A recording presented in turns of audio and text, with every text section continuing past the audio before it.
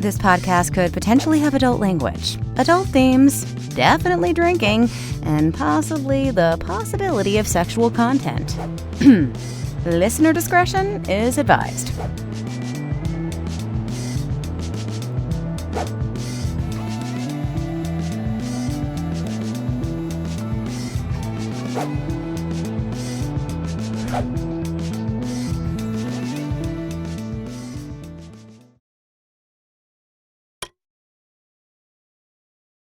Welcome to Drinking with Authors, the podcast.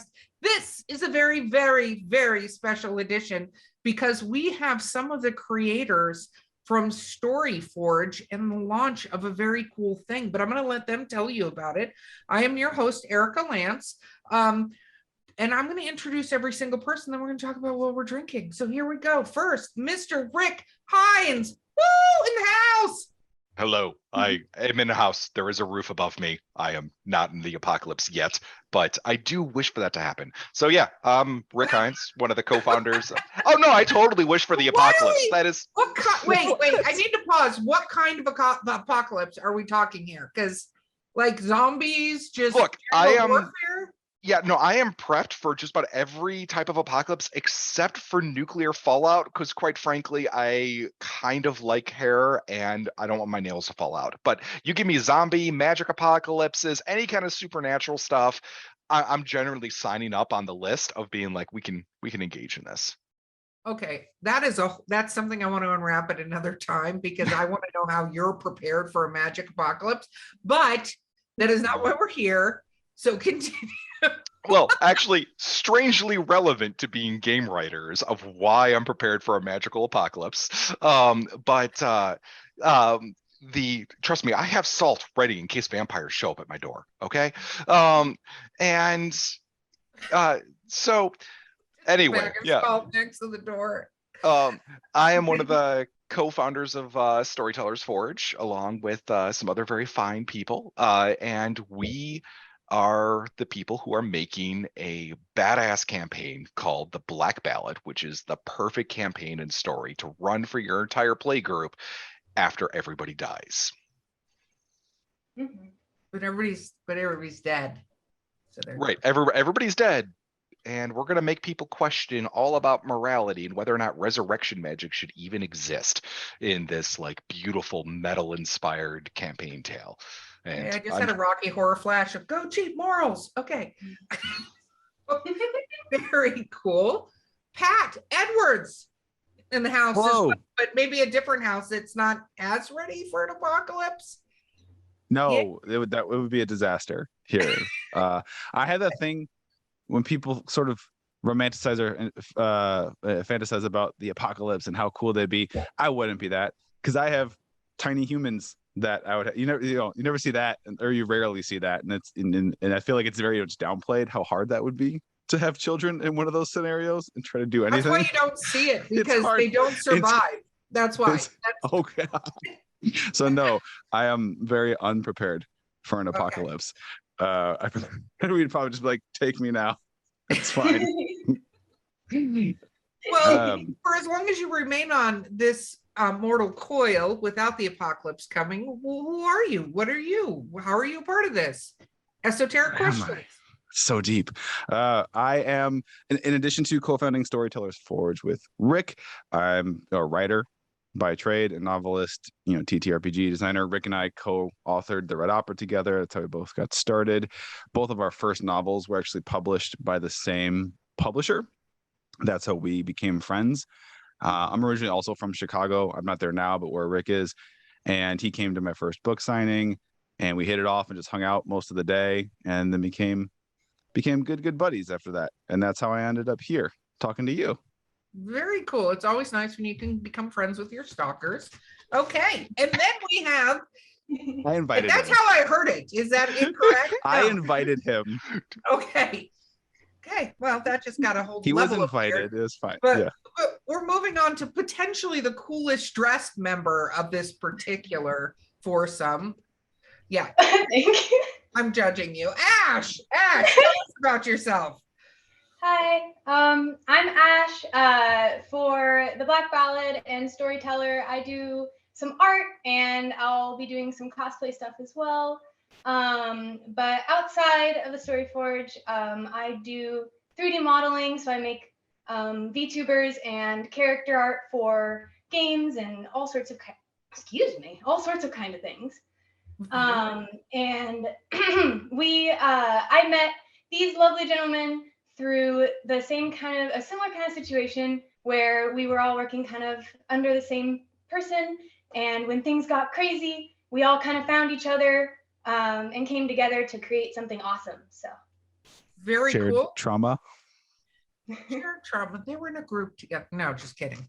No, I think that's amazing when artists stick together, though, especially through not great situations. So welcome everyone to the podcast. It's traditional to talk about what we're drinking, so I'll go first. In a cup that says, "I pretend coffee helps, but I'm still a bitch." That was given to me by a very nice friend. He loves me. But I'm drinking a hot toddy because it is actually a little chilly up here. And I like to put whiskey, lemon, and honey together regularly and pretend like it's very warm up here. So that it's gigantic. If you were watching the YouTube, you see the size of this cup. It's like 4 cups. It's great. And I'm actually halfway done because we were laughing earlier. But Rick, what are you drinking? Well, that cup will make any cold that you possibly might have go away just simply by volume alone, and also like that alcohol in there will kill anything. I was going to say it was about that much whiskey, and then like. So I'm drinking a drink that I've never really mixed for myself that much, a Brandy Alexander, some Sacred Bond brandy, and creme de cacao. I don't even know how I pronounced that correctly, along with some whipping cream, all mixed together, and it tastes like a milkshake. Yeah, it tastes like a milkshake, and it is basically nothing but pure alcohol. And is it bringing all the boys to the yard? Just yes, tell us what's the no, whether or not that's happening. Okay, I'm drinking a pint of brandy and cream de cacao with. Hey, it's a tradition on this show, Pat. We gotta. It's all about the size. That's what happens. Are those usually served in like a little coupe? It's like a little, like it's like a rich, decadent dessert. Yeah. Pat, it's an aperitif, but not anymore. It's been a day, Rick. Has it been a day? It's been a day. Pat, Ash, Erica, everybody can understand this. We're in the middle of editorial, so ergo. Dev editing time. Okay, I do have to ask about your brandy real quick before we go on to what Pat is drinking. Why does it have flags on it right now? What is the tags? Don't you take those off when you No, these are recipe tags for various cocktails that you could throw, because I'm a lazy bartender, and my mom decided that when she was going to gift me bottles of alcohol, she would throw on various cocktail recipes to try. Everything from like these weird peanut butter cocktails to like this like lemon brandy stuff. So they're all recipe tags. And so I'm actually going to save the recipe tags from this Christmas gift, and I'm going to hang them up on like my shelf. It's like, sweet, I got like a little bar menu ready to go. I love that. Like, that's a great way to level up a gift of booze to someone, because that's a standard gift. People buy each other bottles of like nice bourbon or something for Christmas, and it's like, I love that. Print out a recipe tag and put it on there. Here's the other thing that's really nice about it. When this bottle gets really low, I know that if I really like this tag of drink, I need to go buy more of this.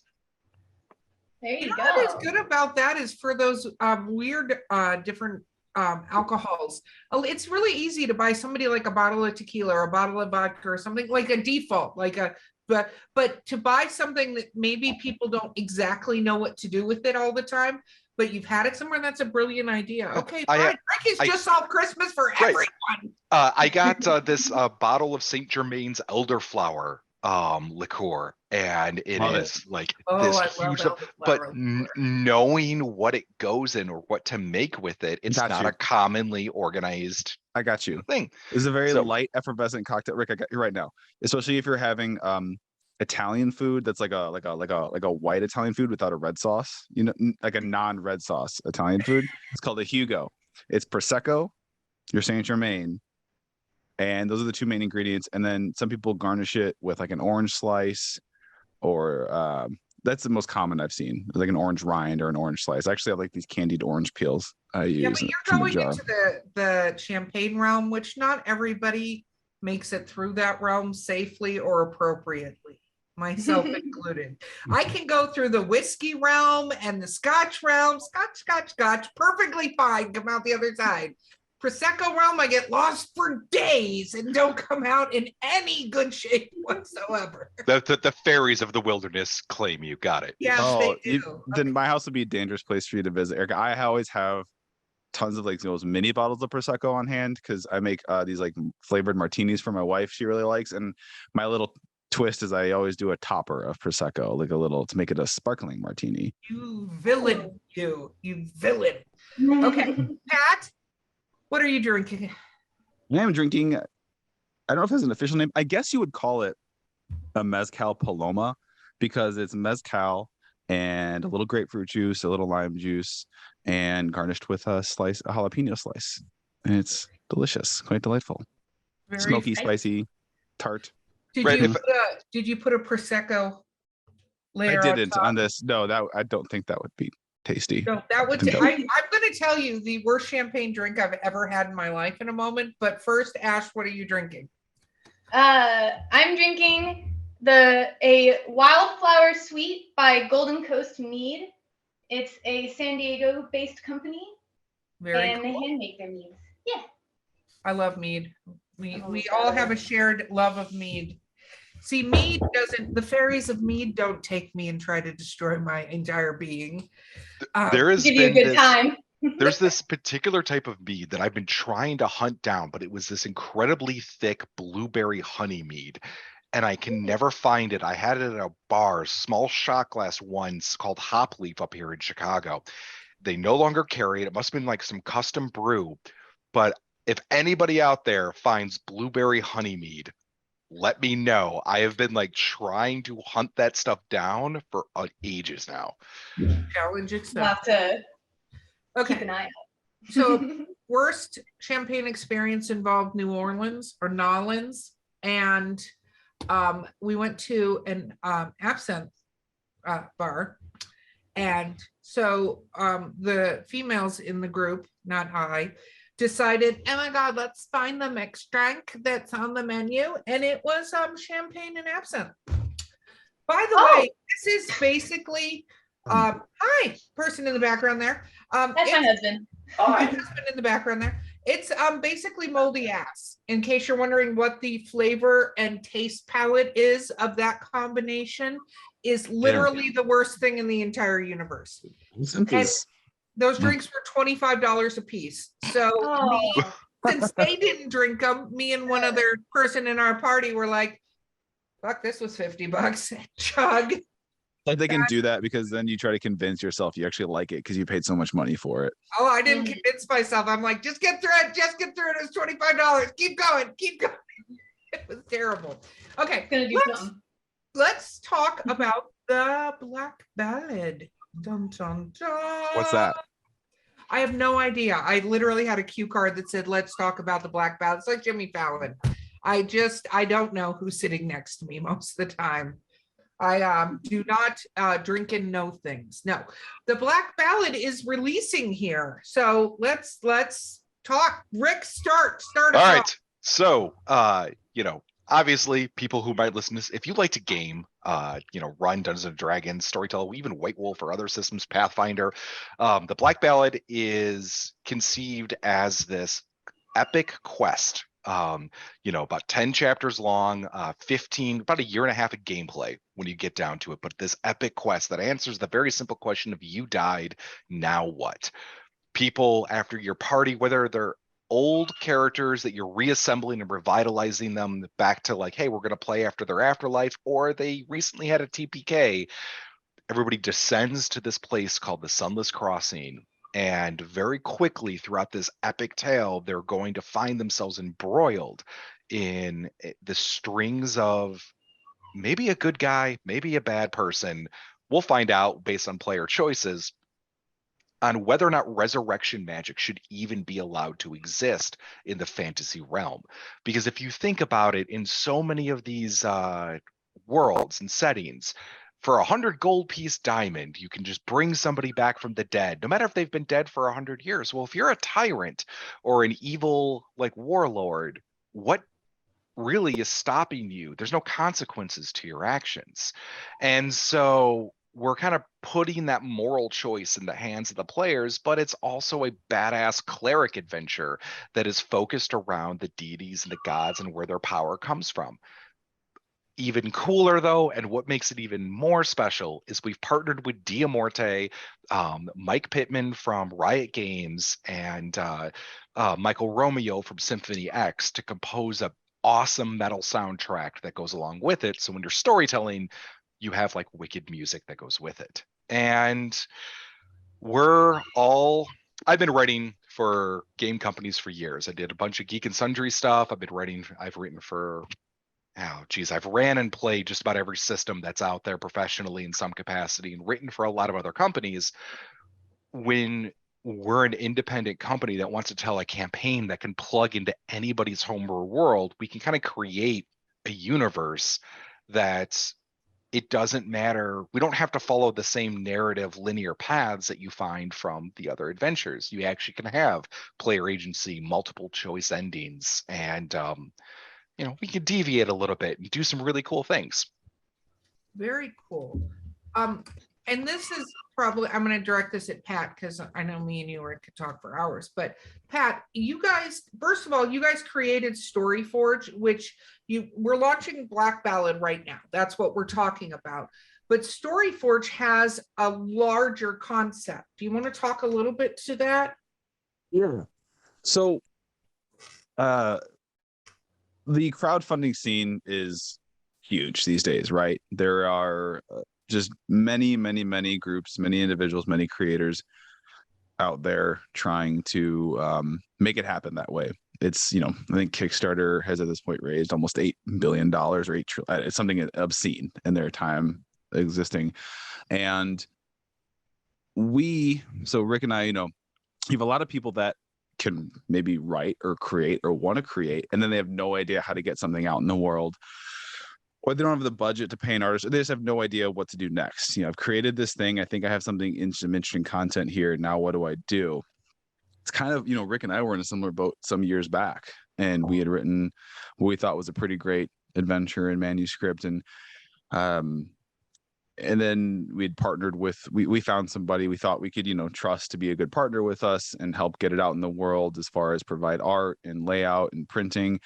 And it seemed to be going great. And then it wasn't great. And we'll maybe talk more about that later. But really some part of the fallout from that was wouldn't it be cool if we just had a place for ourselves, that we were just making, that we could put our own projects through if we were to build our own thing, our own platform, but also have something available to other people, other creatives who don't have resources, who don't already have a following, but who are generally good people with good ideas and have talent, and they want to put cool things in the world.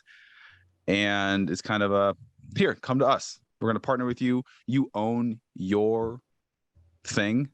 We're not going to take that ownership. That is yours no matter what. At the end of the day, if you don't like something, you can walk away and go home. You retain ownership, but we're going to help you. We're going to give you everything you need. We're going to provide you the infrastructure ready to go to actually realize your project, make it a thing in the world. Whether, and that could vary from people to people. Some people might come already with art done because they are an artist, or they have an artist friend, or they could come to us and say, I literally have nothing but a manuscript, or I have nothing but an idea, which of course would be like, write the manuscript first, then come talk to us. I'm brilliant plan. Yeah. I think lots of people want to be writers, or they want to have. I've heard a great quote about that. Everybody that says they wants to be a writer, everyone wants to have written something. We'll say is a better way to say it, but you actually have to do it. That being said, we wanted to create a thing where we could help other people who were in position that we were in not too long ago, of needing that leg up, needing that help, and giving them like, what do you need? Do we need to build the crowdfunding page for you? Do you need art? Do you need a printer, distribution? We'll provide what you need. Make sure that, of course, we are come to an arrangement. But the key thing is, we are not going to try and take ownership of your IP. That is yours, because it's your idea. It's your intellectual property. You should keep it. And I think that's one of the amazing key things about Storytellers Forge is that we talk about it a lot on this show, like why people end up self-publishing or people's publishing journeys. And some are great with publishers and some are great self-publishing, but there is a wide berth in between that gets screwed because they don't understand what they're giving up. They don't understand how the mechanism works. And then there are unethical people in this trade that unfortunately take advantage of the lack of knowledge or understanding, especially when it comes to gaming world, because you have that all the time where people maybe have great universes that they've created that people go, oh my gosh, I want to run a game in this world. And then they end up giving it up, or they create a game and it gets taken from them. We can go all the way back to Dungeons and Dragons if we want to unearth that bad boy. But Yeah. Well, I mean, So- this ties in exactly to like some of the stuff that we're doing, and even I'm going to be able to pass this to Ash here in a quick second as like somebody who's doing a complete side thing. One of our designs at Storytellers Forge is to also bring novels back into sort of like the gaming sphere and other books and supplementary things. And so we have the setting of the Black Ballad, for example, this beautiful sunless crossing, all this great artwork, this massive tome book. But we're also going to have novels that tie into it that are independent stories and little things that are added to it.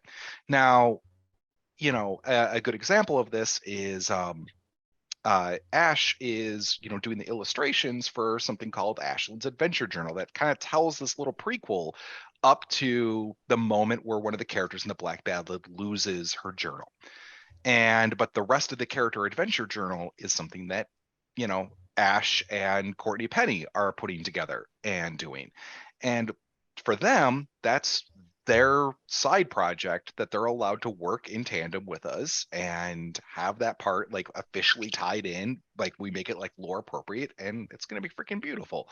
But it's Ash and Courtney's, which is awesome. Ash, join in now. Please talk about that part of it, because you have many hats and things you do. So what drew you into this collective? As if collective being in a good term and not a bad term, and that thing depends on what universe. There's a lot of whiskey in this. Continue on, please. Oh, no worries. I'm already starting to feel the alcohol kick in, so I'm catching up. Show. I also wanted to quick note that it was a complete coincidence that Ashland and Ash was what came to be, but it's a cute little nod for the fact that I'm going to be drawing some of the illustrations, but it's complete coincidence. And I will never mess it up if you ever cosplay Ashlyn. I'm just going to easily be able to keep that in there. I think we should just change it up and say that was 1,000% on purpose. Okay, not to 100%. the epic people in this adventure. There you go. I did an adventure tone there. I don't know if you guys caught that. Continue, Ash. It was very nice. But yeah, so the journal is, like he said, kind of a side project that ties in a really cool way. It's something that kind of calls out to people kind of like me who love the deep lore of things. You get into a story or a game or a show and you see like one thing in one scene, like 3 minutes and 2 seconds in, and you're like, that's something that's going to come back. And then suddenly you're hooked. And then like you have this whole love of the behind the scenes lore. How did we get here? All that, like you get invested in the world and you want more. And a lot of the time, you don't really get that unless the company or whatever thought about it and put work into the marketing for, in-game kind of props and things like that. But most of the time, it's not really the case. So it's really cool to be a part of a project that tells these really cool stories of Ashlyn's life before she passed, and then when she gets into the world, and what it's like in between that, like before and after. And Courtney's the one doing all of the writing for that, and I'm just kind of bringing those stories to life, like the creativity, the imagination, all of that is Courtney, and I have the honor of making sketches that look like something that Ashlyn would have just kind of scribbled on a page as she was experiencing these things, like a diary. Yeah, And I'm gonna push back on that slightly because I've listened to you and Courtney behind me on Zoom calls and whatnot. You two are absolutely brainstorming of like, oh, what about this? And like let's do this part. And even this is the fun part about working with a collective of like different people with different backgrounds. You had the idea of like, wait, Rick, can we possibly work the adventure journal with some method into a puzzle later on in the rest of the book that it has a secret answer? And so I think this is the only time I'm going to mention that in public. So only people that have listened to this podcast will find out that the adventure journal has possibly secret little things. ARG.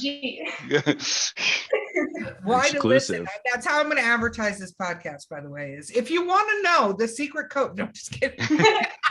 Exclusive information. I think what Rick said is very true, though, Ash, is that it is, even when you're bringing to life somebody's vision, it is completely a creative process, because as a writer myself, I don't do the drawings. I'm not good at it. You can ask the guy who's doing construction work with me when I was like, this is my bathroom. And he's like, that looks like a giant globe of salad. And I'm like, but it is the bathroom, and my bathroom's not round. So that's what happened there. But I think it's amazing. And just, I know we talked too, because you guys are going to have adventure journals for all the classes, right? And then on top of that, you are having novelizations, and the ability for people, if they want to say, hey, I want to write a novel in this world, maybe about a character they had brought from another game into this, they have the ability to do that as well, which to me hasn't been really seen in a long time. No, so all of the official, when you look at, so the game companies that really did novelization tie-ins, right, are TSR, White Wolf, and AEG. AEG did it with Legend of the Five Rings. They had Ray Sosby, pen a series of novels around each of the clans. TSR, everybody knows the Drizzt series, R.A. Salvatore. Back when it was cool, Spellbound, the Spellbound, first one, there was Ed Greenwood, there was a bunch of them, and White Wolf had their clan novels that were each tied to each of the clans. But all three of them were really publishing these during the 90s and early aughts. As the game companies shifted away from that, other game companies really aren't doing that as often, but none of them have ever allowed people who really wanted to be authors or really had a awesome idea to just have an open submission form of pitch us your idea, and we'll dev edit with you, we'll work with you to make it go. And because of Four Horsemen Publishing, we're able to get you actually through the chain. Yes, it's going to be a fully published novel. It's not some self-published, or it's not a self-published novel that goes out there. There's all the rounds of editing and the full process, but we get to make them canon, and they're still that person's story. Because I think, Ash, it was you who pitched the idea of the adventure journal to me. Yeah. So when you said that idea a little bit. So when you were like, oh, I'm an artist, I can't really write, but I really like, like these add-ons that make something real. And like, well, I like journals and arts and sketches. And I was like, wait a minute, we can do a thing with it. We can have this like in-game thing. And then on the flip side, we have a writer in-house named Crystal Graber who's writing a novel called Duskwalker, which is actually the lore over the very first Unhallowed, which is one of our unique species inside the Black Ballad setting. But it's not even related to the actual campaign and the story that we're telling. It's about the very first Unhallowed that ever kind of came to be, way back in the foundation of the Sunless Crossing. So there's a lot of room that you can tell a story, and some of them are valuable for player agency, and some of them are just really cool stories that are told in different mediums. I mean, the band, so if we look at it this way, the campaign we do is centered around player agency, because players have to be able to make a choice at the table.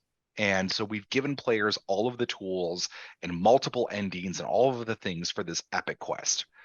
But the band even has an album, The Black Ballad by Dia Morte, and their story in their album is about these two people who hate each other so much that they're dragging the mortal world down into the afterlife through violence and brutality. Now, in the campaign, the players are dealing with the consequences of that action and also like going around with it. They get to they get to maybe, tackle these people in a field and drag them before a god and be like, judge them, or they could ally with them. There's all kinds of choices that can happen, but the story that the band is telling is canon and true, and it's unique in their lyrical version, but it's just about the two characters and their hatred for one another. And then Ashland's adventure journal is about the monarch, the sovereign, as they were in the Black Ballad, who's kind of the current ruler, of how she died. Because an interesting thing about our rulers in Sunless Crossing, you're only allowed to rule in Nox Valar for the amount of time that you would have lived. So if your life gets cut short, you know that your reign is only going to last for this long. And no other god or deity could lay claim to you in the afterlife. So it's a very small pool of candidates that are possible in a world of magic and whatnot. But also, every civilian, every citizen, and they try to keep it secret. How long is this person going to be around? You can imagine that somebody who has an elf might live for thousands of years. They might become a very stale sovereign. Ashland does not have that time. And how did she end up here? So there's a lot of stories that we could tell, and that's just comes from being storytellers. Pat is like a wellspring of ideas, because like we'll shift the camera lens all over the place, and Pat would be like, wait, I want to run an idea about Purgatory Poker. I want to run a one shot about Purgatory Poker. I'm like, Pat, that's not even in the campaign. He's like, no, Purgatory Poker is awesome. I want to run a one shot about players getting mugged in an alley. But that's the fun part about creation with a lot of other people. You get to have fun ideas. I love that. First of all, you broke like the fourth, fifth, and sixth wall and everything you just said there. And I couldn't say it when you were doing it, but I was like, do we have a band that's doing a thing and a thing that's doing a thing? But I want to ask Pat, because Pat, you're a writer, but one thing Rick just said that I thought was something that's near and dear to, I think, a lot of our hearts, because I was a gamer. I was a gamer back when we colored in the dice in Dungeons and Dragons, from the box set, nerd. But he said the word canon. And one of the things that you guys are operating off of is not the destruction of canon, because there are way too many companies that are doing that. Like they put out all this stuff and then they go, just kidding, none of that's relevant. Here's the thing. So talk to that for a moment. As far as like establishing in our world what is canon, what is not. Yeah, and allowing people to create canon within the world, because they're putting their journals, their creations, their things, their novelizations into this world, and it becomes part of it. I think a lot of it has to do with us being willing and to not be too precious with it, and be really selective with bits of lore or world building that become ironclad. And kind of I always like to say, can you explain why, right? It's got to be more than just because Rick and I just can't be sitting back saying, because we want it. And that's why that's why this is an immovable piece of canon. We need it would help if we need to have a reason why. And Rick was talking about this gaming system called Purgatory Poker. It's like a gambling system in the world. And the reason, part of why that's like so essential, is because like money, traditional money, what's that worth in an afterlife or a pseudo afterlife? It's not worth much. So time is the currency. There's so many souls in this plane that you have to wait for everything. So like your place in line is your currency, and you get these coins that are representative of it, and you can gamble those to move up in line, and there's a line for everything. Doesn't matter who you want to see. If you want to see any kind of dignitary in the city, there's a line of quote unquote like a virtual line for all of it. You have to get your place, get your coin that puts you at the back of the line, and either wait as your place moves up or kind of like gamble or barter your way up through the line. So so basically what started as maybe just it's not just a frivolous thing, right, to have this gambling game in there. It is essential to the economy and the daily life, because when time is the currency, how do you get rich No, with that's time? true.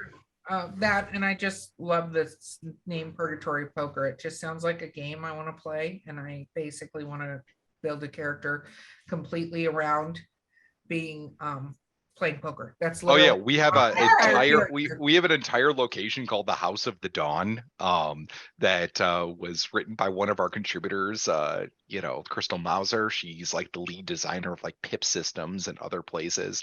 And yeah, like that's a thing. Like, we have this campaign book, and unfortunately we run into the problem of there's only enough space in the book. And we already have other ideas of like, ooh, we want to expand upon this in other ways. But, to one question, I can say one thing that I don't think ever gets enough credit in the tabletop RPG industry. How do you keep things canon and what makes them special is editors. I think editors and layout artists are frankly the unsung heroes of the TTRPG industry, even if, like, they just never get credit. The books look pretty because layout artists, and we have a layout artist that we've chosen who completely just floored us, named Nikki Tantillo, who like just came out of left field, right? And with a completely different style of art and PDF manipulation. Never had been like in the TTRPG industry, but was just awesome. And then editors, we found that it's almost better to have a few writers but a team of editors. And so we have like Jeff Mueller, Ray Jenkins, and Courtney Penny, who heads up the editorial team. And as developmental editors, they get to review every document. They're Pat and I, as writers who are drafting, sometimes have many, many debates about editorial cuts, or editorial suggestions or changes. But the truth is that when you take somebody who's going to write a novel, we have dev editors. And so that first pass of dev editing is done by our studio for the people who are assigned to the project. And after we do Black Ballad, if it's successful, we're going to have Modern Gods, Dark Carnival, and The Seventh Age. And there's going to be editorial staff on those. So people who are writing other elements that are tangential, those developmental editors still work with them on those projects. And that's it is important.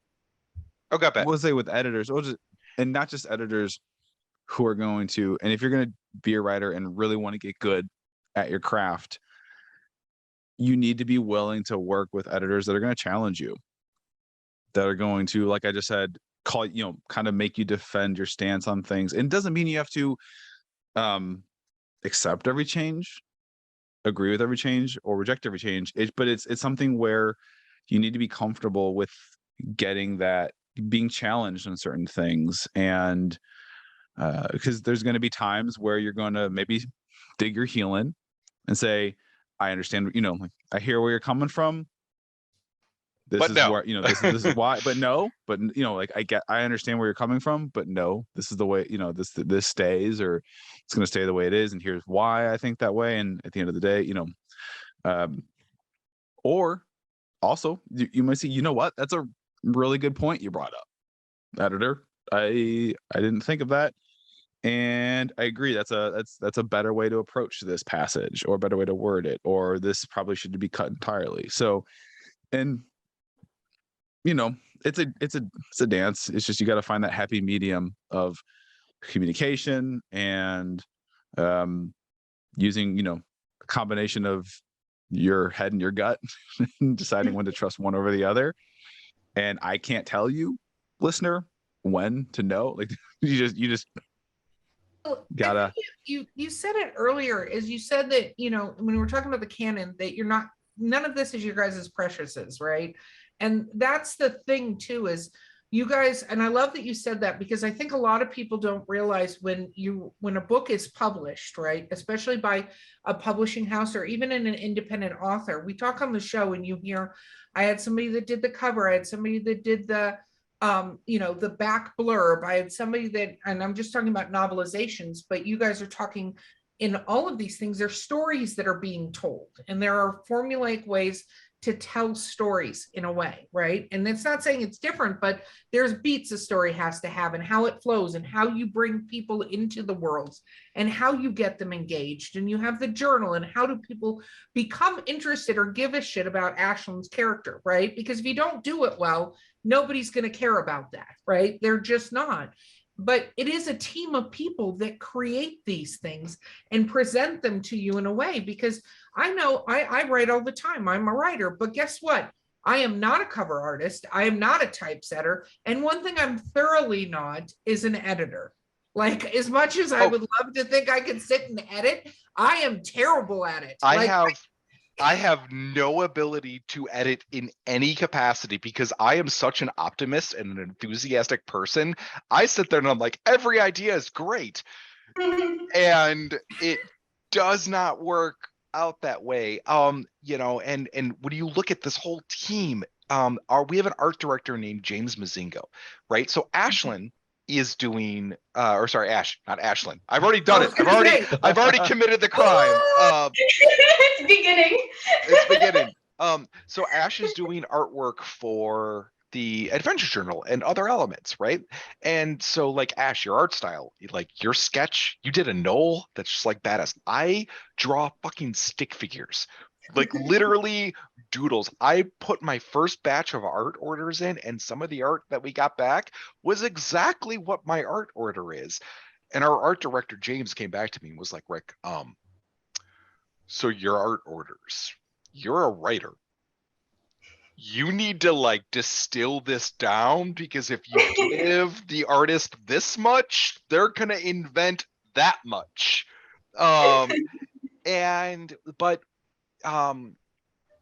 James, being the art director, was like, oh sweet, so we're gonna do an adventure journal. Awesome. I want to like edit, Ashlyn, or screw, just kill me now. I've called you Ashlyn now twice. Wow. I'll just accept it as another name. It's fine. I love the fact that Brandy Alexander is doing so well from memory for you. Let's all have another sip, shall we? Oh yes, here, let me just. We should drink every time Rick calls you Ashlyn. Rick, okay, if you do it a third time, Big one then. Rick, if you do it a third time, you have to cover all the expenses for Ash's eventual Ashlyn cosplay, including a giant mace. Okay, so we already are, but anyway, Ash's artwork, like even Ash is going to have artwork, edited through the official channels, like, right? And that's the idea of like everything gets better and forged through the fire of like a bit of like critique and feedback. Because like Ash was like, here's this awesome knoll, like smash anything, and I was like, that is awesome. And James was like, I would add these like 6 elements here. Boom, boom, boom, boom. It's like, okay, cool. He was like, do you mind? And James is like politely asking me, like, do you mind if I, have, Ash send the artwork to me so I could like help her, like go to like this part. And I was like, yeah, you're the art director of the project. That's what you do. That's the job. Like, he was like, oh, okay, cool. She's like, she won't mind? Like, no, because Ash, when we talk about story and creation, something that we don't talk about that much is art creation. And there was an artist named Lynn Romanoff who did the actual character art for Ashlyn. And because you are going to be cosplaying Ashlyn, it was actually James's idea to have you talk with the artist designing the costume based off this character that Courtney had written, to put all those pieces together. So like, you guys turned in this like awesome picture, and like at first glance, everybody was like, wait, why does Ashlyn have this massive freaking mace? Like, I mean, seriously, if you guys ever see artwork, listeners, it's all over our promo. Ashlyn has like a mace that could seriously bonk anybody into the next world. And but yeah, talk about like that, because you were actually editing from a cosplay perspective one of the artists who was designing one of the main characters. Yeah, and if you want, is it cool to show kind of like Oh, concept? absolutely. Just yes, Okay. yes, please. That's all part of this. Yeah, so yeah, absolutely. That was something that I was super ecstatic for, because it's not every day that a illustrator is also a cosplayer or vice versa. It does cross in the community, but it's not something that happens every time. And so it's really important that if, as a company, especially if you really are putting your effort into making it something that people can really get into long term, you want to make sure it's something that they can reproduce themselves. And so if I'm going to be cosplaying Ashlyn, like he mentioned, it's super important to be able to look at that kind of stuff and be like, okay, what is great here? What's something I can make in real life? And what's something that is kind of too fantasy? Like, it's a bit too unrealistic of a clothing item to bring to the real world. And I do have a concept piece on my iPad here. I don't know how well we're going to see with this, but this is one of the drafts that I had sent the Oh, we're too close. Back up. Whoa! Here, hold on. That was a Star Right Wars there, droid there. sound right there. Yeah, too close. Yes, too close. Whoa! I just started to raise my hand to block the glare from Ash's side of the camera. Like, I'll zoom it in for the parts I talk about so you can see the little guys here, just so the glare isn't too bad. Absolutely. Okay. No, it's good. It's good. It's just my so this is the art piece. This is when we were still in the process of getting it finalized, and the pieces that are highlighted here in the different colors, I had painted over, as well as James and I painted over the artwork of the person who had made the overall work here. And we went, okay, so this is how I sent this to the artist to show how I can make this outfit in real life, how it actually functions, even pieces that you don't even really get to see in the final drawing. As long as you understand how the clothing works and how it layers on top of each other and how functional it is, it will register in the art. Like, people will see that in the art piece as well, especially cosplayers. And so I thought it was super, super cool that they wanted to take the time to think of that, because it's not often. A lot of times, being a cosplayer myself, I look at, like, especially anime outfits, and I'm just like, how the fuck? Like, how on God's green earth do they expect people to wear this? And I think you hit the nail on the head with that. I do cosplay too. I haven't since the Rona, unfortunately, but I love to cosplay. I have friends, we usually cosplay as collective costumes. And it's so interesting you say that, because a lot of times we'll approach something and go, yeah, there's no effing way. Like, even all the videos, all the whatever in the world, we go, you know, I get how they kind of did this for a very short period of time, but people have to think with, when you're cosplaying, you have that outfit generally on for 4, 6, 8 hours at a time. So it's different when you're talking TV and it's on the person for a moment in time or a shot or whatever, versus I'm walking around potentially outside, inside weather, inclement conditions in this attire. And I love that somebody put the forethought, because I hate that when I see a cool costume and then I get down to the brass tacks of how the hell I would build it, and I go, nah, that's not happening. You know, even the greatest cosplayers on the planet, you go, that's not happening. That's not gonna, and it's not gonna look the way you want it to look. Ergo, you can't be that character then. So this one of matching Ash with Lynn was entirely James. When I had proposed, I was like, oh yeah, this is that character. So it was our art director who wanted to match these two together. Here's something funny.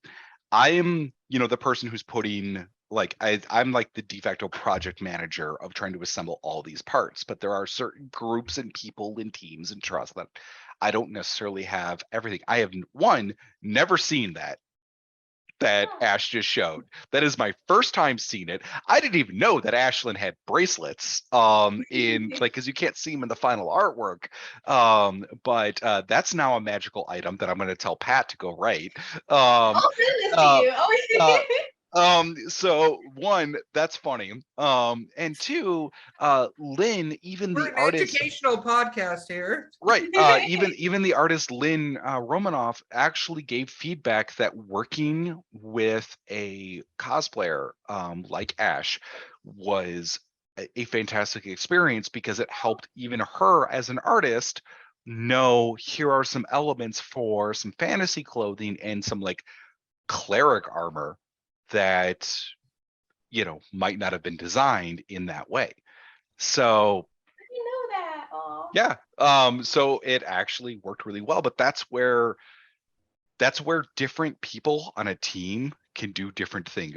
Pat and I have long attributed that our strength is a white piece of paper, but making that white piece of paper turn into like the trailer that we have, like that is a different skill set and story.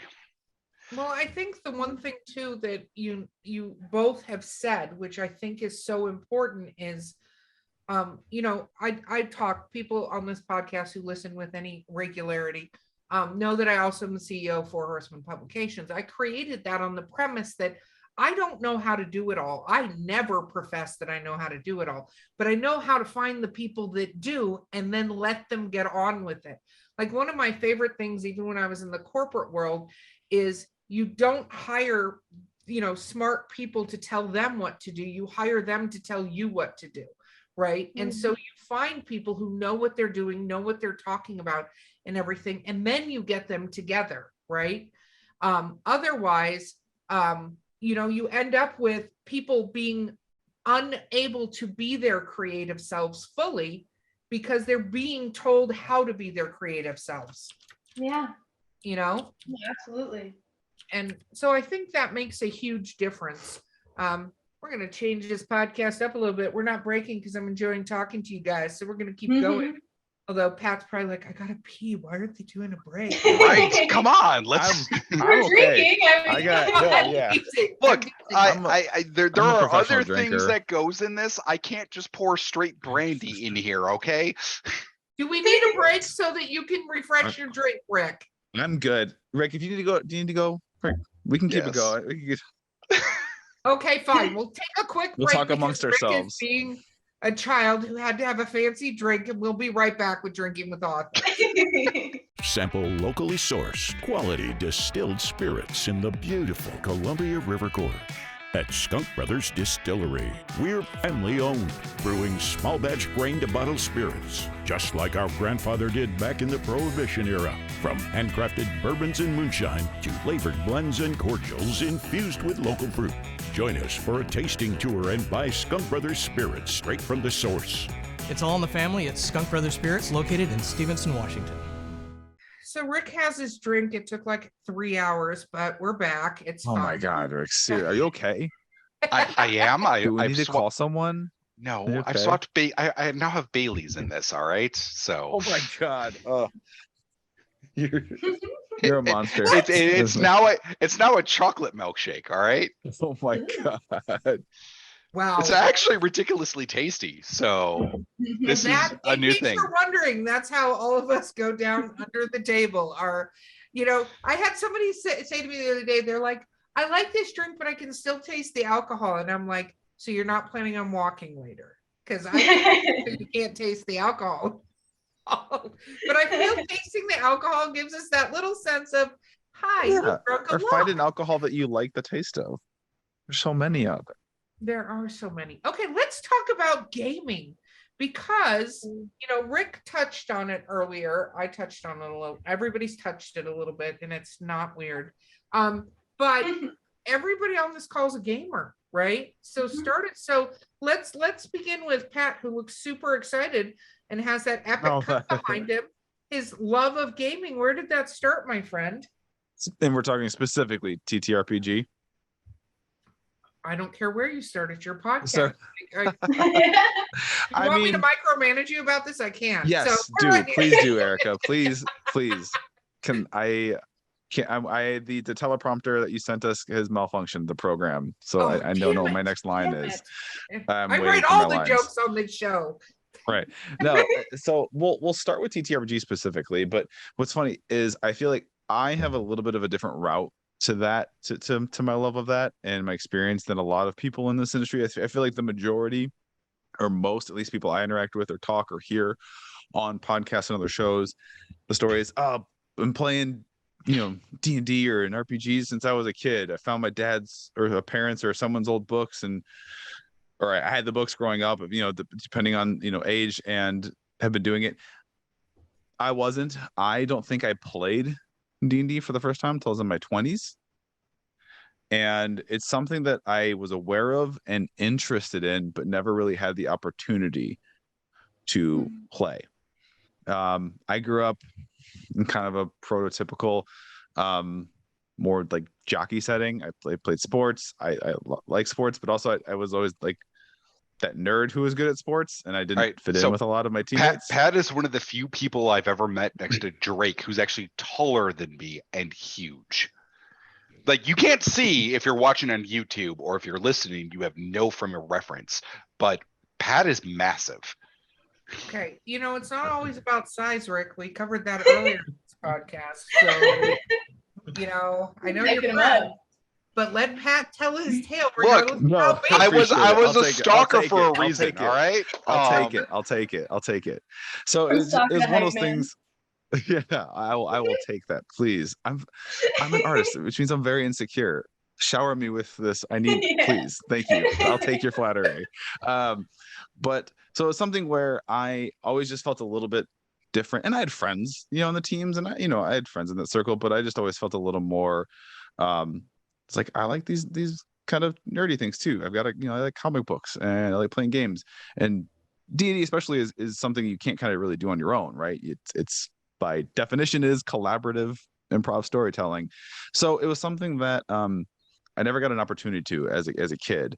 And then what's funny is I actually had like this interest in exploring it reignited through podcasting. They're tied together for me. They're kind of one on one, because some of the first podcasts I ever started listening to were actual plays. It's like, this sounds fun as heck. This sounds like this was tailor made for me. Like and I need to seek out and find this. I must find my people. So, and that kind of went hand in hand with me starting my writing career and getting published, and then starting to do cons and connecting with other people. And then I remember like the first time I played was at a con, and it was like, it's like that meme. I'm reaching over. This is now my whole personality. Thank you. I love that your first time playing was at a con, because I feel like that's like level 5 playing a lot of times. Like, not hi, I have friends that are going to introduce, and we're going to go around sort of the room here and tell the story. But I love that story. What I also love is that now, fast forward to children now, are able to cross that barrier, I think, a lot easier than the categories previously that existed.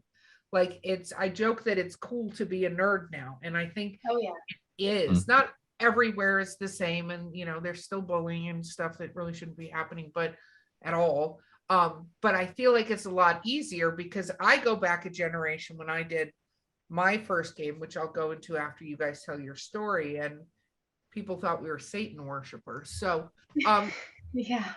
Ash, you're up next, my friend. How did you get into gaming? Well, I'll start with gaming in general first, because I didn't start in D&D or TTRPG in the beginning either. I was a huge nerd since I was a tiny little bean, though, because my dad was a classic nerd, and my parents had me when they were 40, and so they were classic nerds. And I watched like the original Star Trek. He read me the Hobbit Hobbit book to bed, I was just enveloped in nerd culture at a very young age. And as I started getting older and got access to the internet, I was already kind of in that world. I already was kind of acclimated to the nerd atmosphere. And I kind of transitioned from old kind of classic cinematography and things like that to video games. And the video game company that I fell head over heels for in middle school and up until even now is Valve. And Valve is a huge reason why I am doing 90% of the stuff I do today. It was my dream as a kid to do concept art and be a 3D artist for Valve because I was obsessed with Left 4 Dead and Team Fortress 2 and all of that. My first cosplay was actually the Rat Man from Portal 2. And I carried around a companion cube with wings and I had a big beard and and so I've been obsessed for a while. But it was actually around college. I was in my My Little Pony phase and I was wearing a Spike hoodie because I started my college in sophomore year of high school. I just went straight to college. Hold on, I have to interrupt. Twilight Sparkle for life. Yeah, I absolutely respect that. Being a Spike fan, I kind of side towards Rarity because I'm biased, but All right. Twilight Sparkle is a very close second. I love Spike, but the Twilight vampires, I have a whole podcast on this on my Eerie Travels podcast, are the strongest vampires that exist. Continue on. I'm gonna go wake up my 7-year-old and ask who I like because she actually is getting into that now. And like, who should I like? Who should I like, sweetie? You need to be informed. Pat, you're Rainbow Dash, all right? You're a Rainbow Dash fan. You don't know it yet, but watch it. You're Rainbow Dash. Okay. I could see that. But yeah, it was. I started college in sophomore year of high school, and I fell into a D&D group. And I was really lucky about that because these guys were very lax. I had no understanding of like the books or anything like that. We would literally just go into the library and just be like, okay, you have your characters, we have our characters. Like my character, for example, had a weird like Cockney accent and their god was Snoop Dogg. And so to resurrect me and survive, like make my character allowed to keep playing, they had to pray to Snoop Dogg to like convince them as to why I should survive and like continue fighting. And the DM decided the thing that they were like, oh yeah, I'll resurrect her was I just hadn't smoked weed yet and I needed to experience it. So it's like I had a very unique experience with D&D, but that was kind of my opening world with it. And I actually started DMing not long after that. I created my own species. I would create playlists. I got super deep into it. And so when these guys reached out to me and were like, we're making something that is kind of essentially a love letter to those kind of like, your characters are gone, but you love them, right? You want to keep playing with them. You have a history with them. You have a story with them. And like, you don't want to throw all that away. And you want to have fun with it, right? And that's what D&D is all about to me. And so this was just like instantly like, oh, I get to put my own word into this, and you get to make it in a way where like anyone can join in. I just think that's super cool and unique. But yeah. No, I agree. Rick, what about you? Where's your entrance into this realm? Oh man. I guess I fall into what Pat and necessarily Ash both have said. I am the person who grew up in gaming. I, like you, did the Satanic Panic. Even as a 9-year-old kid, my mom would work White Zombie concerts back in the day. And, I remember being in Calumet City when a police officer would pull us over and, my mom and I were in the car. The cop would be like, he's got a satanic book in the back seat. I need you to step out of the vehicle. Like that is an actual thing in Calumet City that happened when I was 9 years old. But my actual like first chance storytelling was Wraith the Oblivion, which is no surprise. I write about dead things. And so it really for me came from these game systems of White Wolf was my actual main entry. I didn't play D&D first. I played Vampire the Masquerade and Wraith the Oblivion. And the first game I ever ran was in Chess Club, where I had 2 players by candlelight. And I told a very creepy story. And I was 14 years old, and it was impromptu, off the fly, because I had these books and I read them and I loved them, but I didn't have anybody to play with. And so I had always been more on the storyteller side of the fence, rather than the dungeon crawl side of the fence. And throughout the years, I went from storytelling something like Wraith or Vampire the Masquerade to running massive 600-person live action games in castles, to running, huge continual LARPs. So I'm a big LARPer. I am that goth kid from the 90s that wore trench coats. You have to explain what LARPing is to people who are listening, because they're going to be like, what? Oh my God, you want me to explain LARPing? Okay. Oh, so I do. For many let's just say that behind me, off to the left of this camera or in my closet, there is a variety of trench coats and costumes. Before cosplay was even a term, we would dress as our characters and go to a very public river walk and all pretend to be these characters, but yet we weren't breaking a masquerade or a hidden veil, even though we were all dressed in very clearly archaic clothing. And so I would run these games, and I was very involved in a lot of player versus player, a lot of storytelling in these live action games. And we got to the point where we started with 30 players, and then we'd go to 70 players, and then our stories would draw at 150. And the next thing you know, we're renting out hotels or castles, and we're putting on special event games. And throughout all of this, I'm an electrician or a bartender or various other trades in life to actually pay bills.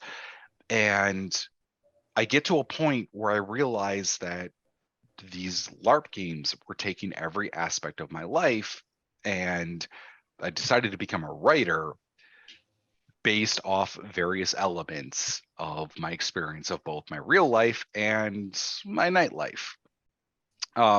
As far as video games, yeah, I grew up on Diablo. I mean, my author bio literally says I played so many countless hours of Diablo that it is like a caffeine-infused element. I was raised Southside Catholic in Chicago, which means nowadays I am perfectly prepared for the occult apocalypse. And me too, Ayo, Catholic school. Yep.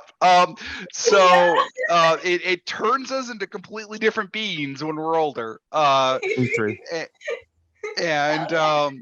So that's why I'm ready. But I have a brain filled with useless occult knowledge unless a magical apocalypse happens. Because I decided I'm going to go to college. I'm going to minor in theology. I'm going to take these like random, like, I can write Latin. I have no idea why I thought that was a good idea to take for 8 years of my life, but I did it.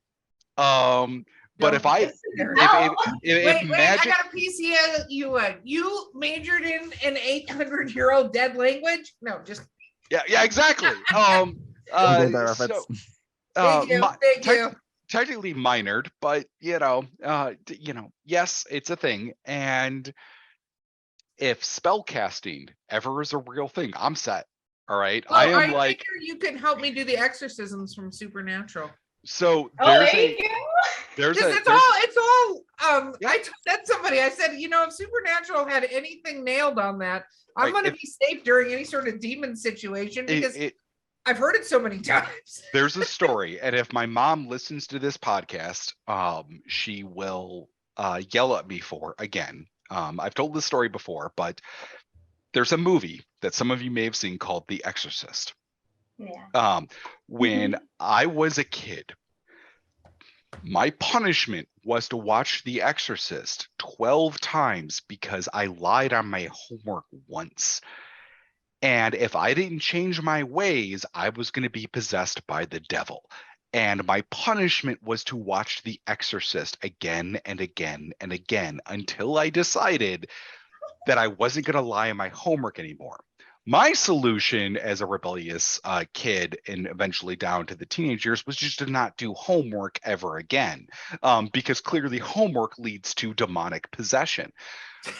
But if you wonder why I write about occult, demons, and death, it's because the very foundational memories I have as a child are centered around the movie The Exorcism.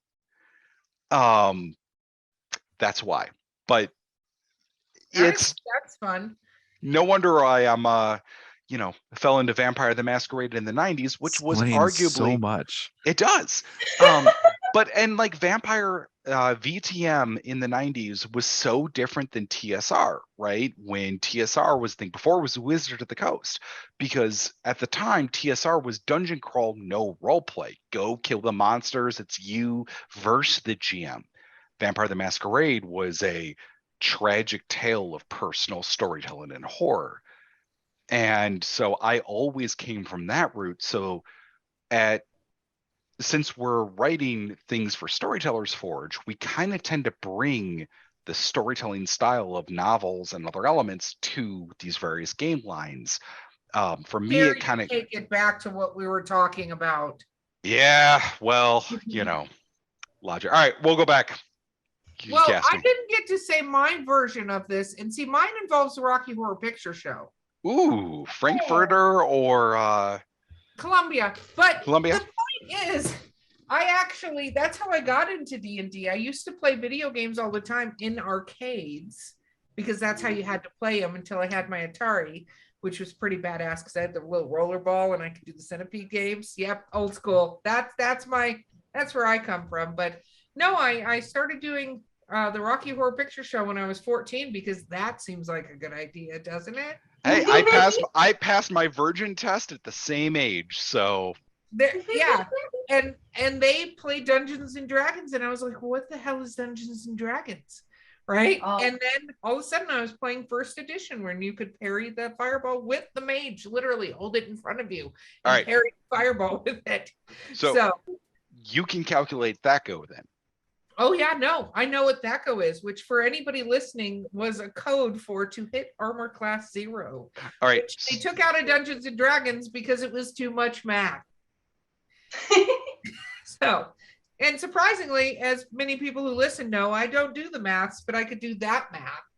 And the nerd math. I could do the nerd math, but that was my entrance in was with a bunch of epically, and they used to do LARPing. So they did LARPing, they did all of this, and this was my entrance in was through this way. And my mom was firmly convinced that I had been turned to the path of Satan. Yep. Because of that, between the garter belts that I needed, because that's also back when cosplay, I'm not going to say it's easier, but it is a little easier now to get pieces of costume. When we did Rocky Horror, which was underwear and a lot of spangles, like you couldn't get it easily. So going in like, I need to have this garter belt and all this other stuff. And by the way, I need to go to this store and buy these dice for my Dungeons and Dragons game. My mother's head, if I could still envision it, was like exploded. It was like I know. I absolutely remember the time where I had to walk into Kmart to buy outfit parts for Frankfurter for me to go on stage and sing and dance next to Jason, who wanted to wear a gold Speedo and be Rocky. Like that's an element and a time of confidence I don't know if I'll ever manage to get back. So I still applaud any cosplayer who's doing the thing, especially considering like anime cons are anime cons. Yeah. Yes. That's true. Okay, so now that we went down that rabbit hole where all of us need to delete at least 20 minutes of this podcast for No, just kidding. Just kidding. Who gives a shit? There are pictures of me and videos on the internet of this. I don't care. Because what went back and did it again about 6 years ago because I thought, because some of us are willing to put our garter belts back on, Rick, and do this again. You know, it's fun. Look, Okay. I'm just saying I did do a burlesque show as Casey Jones just before pre-COVID. So, you know, I'm not opposed to garter belts. It's just got to be in the right setting. I just think there needs to be a module that it somehow involves this in the Black. Not that, I mean, you are dead and bored, but I don't think that's part of our storyline just yet. Hey, notes. Somebody take notes. Okay, so let's talk about the launch. So what is happening right now with the Black Ballad? What can people do, find? How do they participate? Inquiring minds. So making a tabletop RPG game, as you guys have listened to this podcast and or watched for a while now, requires a lot of people and a lot of elements. Right now, you can go to BackerKit on March 7th is when we go live for crowdfunding. And that determines just how big of a book we can make. The higher goal we reach, all of the funds go back into the production of the actual book, whether it be print quality or stretch goals of extra content. We have entire player classes, all these extra things that we want to write in the base book. But we have to go live on March 7th to crowdfunding because we have some element to produce a lot of things. But it does determine that, you know, artists and writers like to get paid for their time and beautiful illustrations, which actually I freaking love because they take what we write and turn them into beautiful images. And so we have to raise funds. But right now, March 7th, BackerKit, that's our date. And we have a 30-day window to hit our funding goal and unlock any stretch goals. After that point, all of the stretch goals that we have are centered around really awesome things, like a new godless class about what happens if you're playing an atheist in a divine world. We have contributor raises because at Storytellers Forge, we actually believe that people should be paid for their creativity. And I know that that's not something that is added into the book, but it makes people more invested to make better things in the book. And then we have soundtracks, extra elements, even a graphic novel propositioned as a stretch goal. So we have a lot of things that we can hit. We have a lot of things for players, storytellers, and even just enthusiasts about the gaming sphere that want to actually support a studio that's coming from the ground up. And how you can do that, here's the actual call to action is I was gonna say, can you get the call to action out there? Thank you, if Pat. you just go, I'm gonna keep it simple. If you go to storytellersforge.com, there will be a link. If you're listening to this, Erica, will this episode come out? It will be in the show notes, absolutely. So, and it'll be in the show notes. Will this episode, is this coming out before or after March 7th? It's been coming out before because this needs to happen. Yeah. So if you're listening to this, there's going to be people listening to this probably before and after, right? Because so if you're listening to this before March 7th and you're interested, please click the link in the show notes to add your email to the mailing list. And what's going to happen is when it goes, so then you're not going to have to worry about, what was that date again? They said March 7th. Get it. Yeah. March 7th. Yeah, exactly. But you're going to get a convenient email from us on March 7th saying, hey, guess what? That super cool, awesome book that was made by those three incredibly charming and delightful human beings and a bunch of other people too, but the three charming and delightful that you heard on this podcast is live. You can go get it now. And that would be great. If you're listening to this after March 7th, you can go get we would love your support. Click the link or go to our website and go reserve yourself a book. And I would say if they're listening to this in the distant future, just look up the Black Ballad because it's going to be epic at every con that you could probably. It's going to be at every con. It's going to be in every store, every major retail chain, exactly. Your local bookstore. That's going to happen.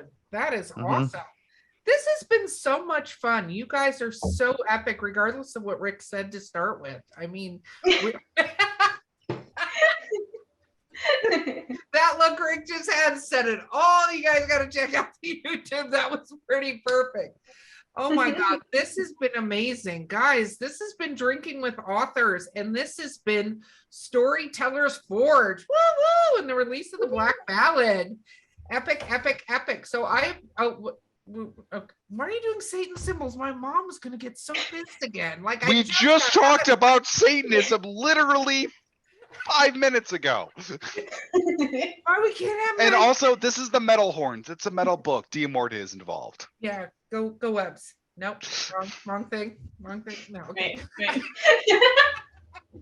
Guys, I've been your host, Erica Lance. My amazing guests have been Ash, Pat Edwards, oh my gosh, so much whiskey, and Rick Hines. And we will see you guys next time. Don't forget to like and subscribe. Yeah, go do that. Cheers.